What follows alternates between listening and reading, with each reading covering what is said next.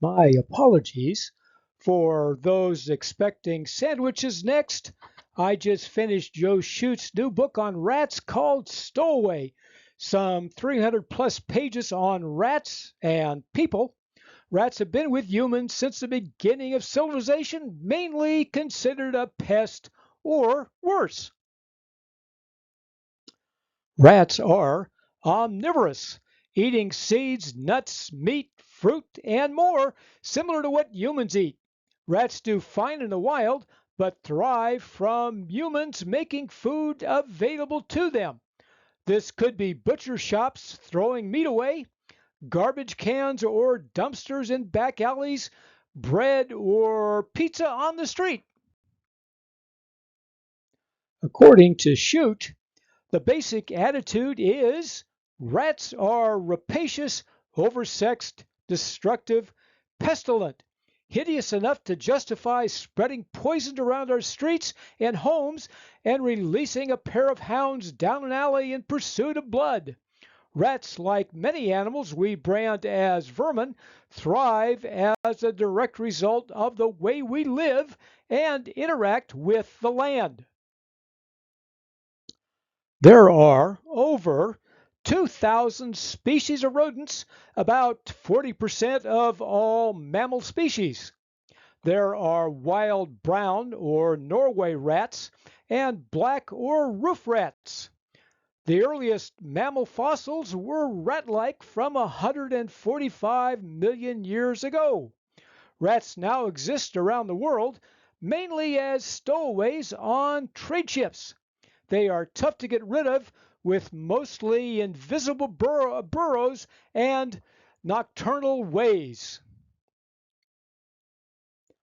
Rats have similar physiologies as humans, meaning they're useful to scientists. They use domestic Norwegian rats, bred and kept for scientific purposes. Rats have been used for nutrition research for over 100 years. More recently has been cancer research. Unfortunately, many rats were dissected to analyze results. The rest were either euthanized or became pets. Rats have been trained as bomb detectors, important given the large numbers of landmines in the world.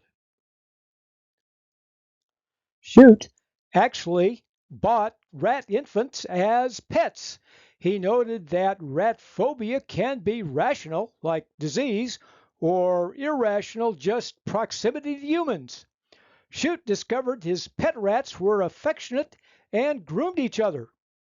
His quote: rats are capable of empathy, altruism, regret, and possess impressive powers of memory, as well as being able to judge the passage of time. Well, I'm not expecting them to replace dogs and cats anytime soon. There are thousands of other rodents with different relationships to people, mainly by being mutually ignored. The most visible rodent in our part of Texas is the brown squirrel. The only frustration to me is raiding my bird feeders. Now, the feeders I use are claimed to be squirrel proof, and then I place them in difficult positions to get to. Unfortunately, squirrels are acrobatic and smart and find effective solutions. So I just watch their acrobatic tricks and put out more birdseed. Rats are still destructive and probably exist in the hundreds of millions. Shute noted their destructiveness in Tanzania and other African countries. They steal food, bite children in their sleep, attack poultry, and spread disease. Well, enough about rats. It's time for sandwiches on food history and mystery.